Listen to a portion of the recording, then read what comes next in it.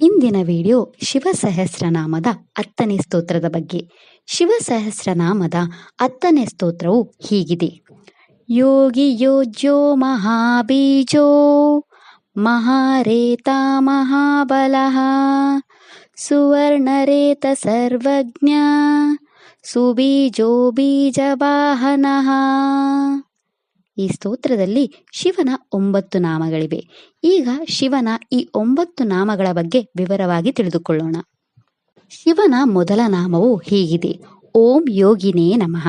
ಈ ಶಿವನಾಮದ ಅರ್ಥವು ಮಹಾನ್ ಯೋಗಿಯಾದ ಆ ಭಗವಂತನಿಗೆ ನಾನು ನಮಸ್ಕರಿಸುತ್ತೇನೆ. ಶಿವನ 2ನೇ ನಾಮ ಹೀಗಿದೆ.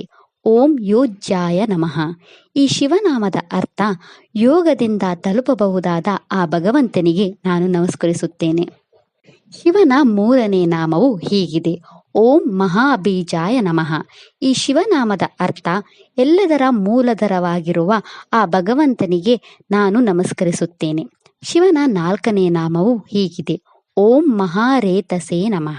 ಈ ಶಿವನಾಮದ ಅರ್ಥ ಪ್ರತಿಯೊಂದು ಜೀವಿಯಲ್ಲೂ ಆತ್ಮವಾಗಿ ಪ್ರವೇಶಿಸುವ ಆ ಭಗವಂತನಿಗೆ ನಾನು ನಮಸ್ಕರಿಸುತ್ತೇನೆ. ಶಿವನ 5ನೇ ನಾಮವು ಹೀಗಿದೆ. ಓಂ ಮಹಾಬಲಾಯ ನಮಃ. ಈ ಶಿವನಾಮದ ಅರ್ಥ ಮಹಾಶಕ್ತಿಯನ್ನು ಹೊಂದಿರುವ ಆ ಭಗವಂತನಿಗೆ ನಾನು ನಮಸ್ಕರಿಸುತ್ತೇನೆ. ಶಿವನ 6ನೇ ನಾಮವು ಹೀಗಿದೆ. ಓಂ ಸ್ವರ್ಣರೇತಸೇ ನಮಃ. ಈ ಶಿವನಾಮದ ಅರ್ಥ ಬೀಜಗಳಂತಹ ಚಿನ್ನವನ್ನು ಹೊಂದಿರುವ ಆ ಭಗವಂತನಿಗೆ ನಾನು ನಮಸ್ಕರಿಸುತ್ತೇನೆ.